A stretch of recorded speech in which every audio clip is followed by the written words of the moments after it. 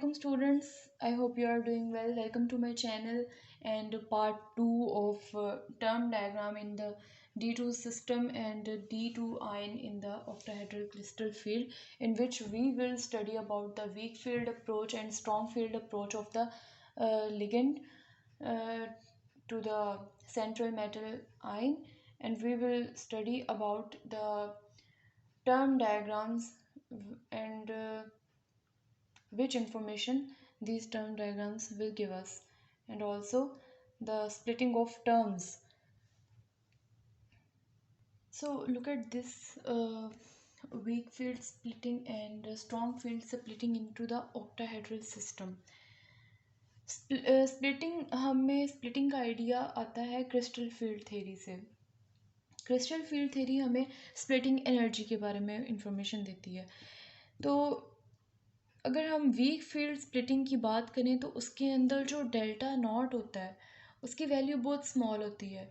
यहाँ तक कि उसके लिए इलेक्ट्रॉन्स के लिए बहुत ज़्यादा ईजी होता है कि वो चाहे तो ग्राउंड स्टेट में रहें. फॉर एग्ज़ाम्पल अगर T2G सिस्टम की बात हो रही है, ये T2G है, इलेक्ट्रॉन के लिए ईजी होता है कि वो ग्राउंड स्टेट में रहे. लेकिन अगर वो एक्साइटेड स्टेट में जाना चाहता है तो बहुत ईजीली इस एनर्जी डिफरेंस को अप्रोच करके वो ऊपर एक्साइटेड स्टेट में जा सकता है.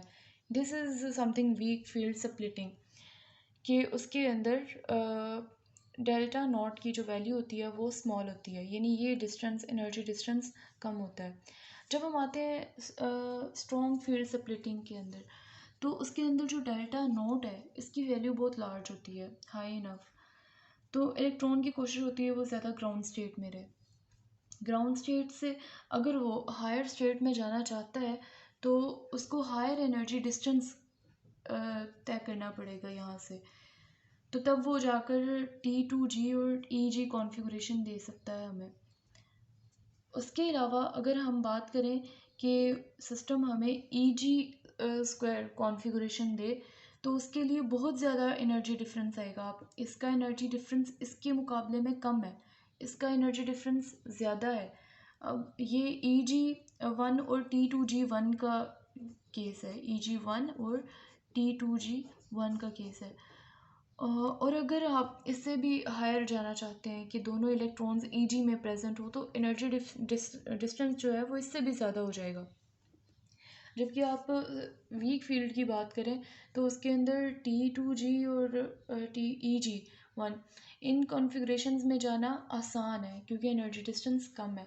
उसके अलावा यहाँ पर एक चीज़ जो स्टूडेंट्स को कंफ्यूज करती है कि वो कहते हैं कि ये ऑर्बिटल T2G है तो यहाँ पर 3/5 होना चाहिए. 3/5 यहाँ पर हम ऑर्बिटल्स की डीजनरेसी की वजह से हमने 2/5 नहीं लिखा, हमने एनर्जी को लिखा है 2/5. और इसको हमने 3/5 इसलिए लिखा है कि 3/5 ये ऑर्बिटल जो होता है ये हायर इन एनर्जी होता है, इसकी एनर्जी हायर होती है आम ऑर्बिटल्स की निस्बत. और ये वाले जो होते हैं ये लोअर इन एनर्जी होते हैं, तो इनकी एनर्जी इतनी लोअर होती है. ग्राउंड जो नॉर्मल ऑर्बिटल है उससे एनर्जी इतनी लोअर होती है. और स्प्लिटिंग के बाद जो ये वाले ऑर्बिटल्स हैं जो हायर एनर्जी में जाते हैं उनकी एनर्जी ये होती है, क्योंकि हायर बतानी है इसलिए 3/5 डेल्टा नॉट लिखा है. So this was all about the weak field splitting and strong field splitting into the octahedral system. इसके बाद हमने बात करनी है टर्म्स की, कि टर्म्स हमें कौन सी ग्रुप थ्योरेटिकल टर्म्स देती हैं जब वो स्प्लिट करती हैं किसी भी फील्ड में.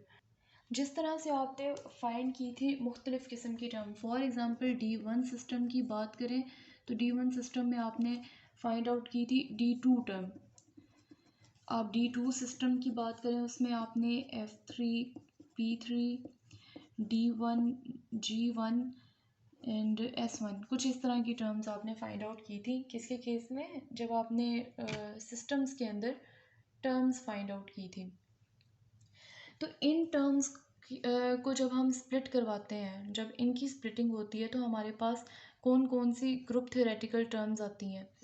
तो उनके लिए हमारे पास होता है कि अगर D2 टर्म स्प्लिट कर रही है और ये ऑक्टाहेड्रल फील्ड में है, आपने ये बात याद रखनी है कि ऑक्टाहेड्रल में स्प्लिटिंग का जो क्राइटेरिया है वो कुछ और होगा, हमारे पास अलग टर्म्स आएंगी। और अगर आप किसी और ग्रुप की बात करते हैं, फॉर एग्जांपल D4H ग्रुप की बात करते हैं, जिस तरह से आपने C2V ग्रुप पढ़ा, C3V ग्रुप पढ़ा, ऑक्टाहेड्रल पढ़ा, टेट्राहेड्रल पढ़ा, उसी तरह से D4H भी एक ग्रुप है, सिमेट्रिकल ग्रुप है, जिसके अंदर अब मैं आपको एग्जांपल देती हूँ। जब D2 टर्म जो ऑक्टाहेड्रल सिस्टम में है वो जब स्प्लिट करेगी तो आपके पास कौन कौन सी ग्रुप थ्योरेटिकल टर्म्स आएंगी? वो आएंगी EG2 प्लस EG2 T2G2। तो ये ऑक्टाहेड्रल फील्ड के अंदर जब हमारे पास स्प्लिटिंग होती है तो हमारे पास ये टर्म्स आती हैं। उसके अलावा अगर D2 टर्म D4H सिस्टम के अंदर स्प्लिट करती है, यानी D2 टर्म है और ये D4H सिस्टम में स्प्लिट कर रही है, तो अब हमारे पास जो टर्म्स हैं वो कौन कौन सी आएंगी? A1G2 plus B1G2 plus B2G2 plus EG2। So these are the group theoretical terms कि आपके पास डिफरेंट ग्रुप के अंदर डिफरेंट टाइप ऑफ टर्म्स आती हैं।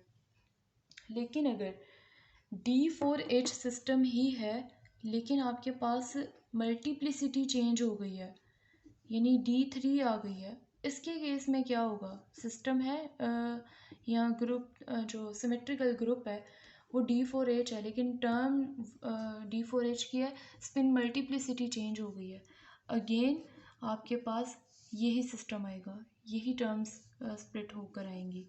यानी स्प्लिटिंग का जो बिहेवियर है वो सिमेट्रीज के बिहेवियर की वजह से चेंज हो जाता है। लेकिन अगर सिमेट्री वही है, D4H ग्रुप है, स्पिन मल्टीप्लिसिटी चेंज हो रही है, तो उसके केस में सेम वही आएंगी, बल्कि यहाँ पर स्पिन मल्टीप्लिसिटी के हिसाब से 3 आएगा। ठीक है। टर्म आपने याद रखना, जब भी टर्म की स्पिन मल्टीप्लिसिटी जो होगी या जो उसका स्पिन डीजेनरेसी होगी वही उसकी टर्म्स की स्पिन डीजेनरेसी होगी। ठीक है। और ऑक्टाहेड्रल के केस में अगर आपके पास D टर्म ही आ जाती है और D3 आ जाती है तो आपके पास यही ग्रुप थ्योरेटिकल टर्म्स आएंगे, सिर्फ उनकी स्पिन मल्टीप्लिसिटी चेंज हो जाएगी। उसके बाद मैं एक और चीज़ जो बताना चाह रही हूँ आपको वो है कि आपको पेपर में क्वेश्चन किस तरह से पूछा जा सकता है। तो पेपर में क्वेश्चन आपको इस तरह से पूछा जा सकता है कि जो D3 टर्म D4H सिस्टम के अंदर किस तरह से स्प्लिट करती हैं। तो आपको ये जो वैल्यूज़ हैं ग्रुप थ्योरेटिकल टर्म्स की वैल्यूज़ ये आपको याद करनी पड़ेंगी। उसके अलावा आपको पूछा जा सकता है D2 टर्म ऑक्टाहेड्रल फील्ड में किस तरह से स्प्लिट करती है, तो बिल्कुल उसी तरह से आपने इसके बारे में बताना है। एक और कन्फ्यूजन जो मुझसे क्वेश्चन हुआ था, स्टूडेंट्स ने पूछा था कि यहाँ पर जब आप ऑर्बिटल्स को लिखते हैं तो अंदर भी आपके पास वही सेम टर्म्स आ रही हैं, T2G इस तरह की टर्म्स आ रही हैं। तो ये बाहर वाली में और अंदर वाली में क्या फ़र्क है? बाहर वाली जो है ना वो असल में ऑर्बिटल को शो कर रही है, और जो अंदर वाली है ना वो हमारे पास आ रही है कि ऑर्बिटल के अंदर है वो।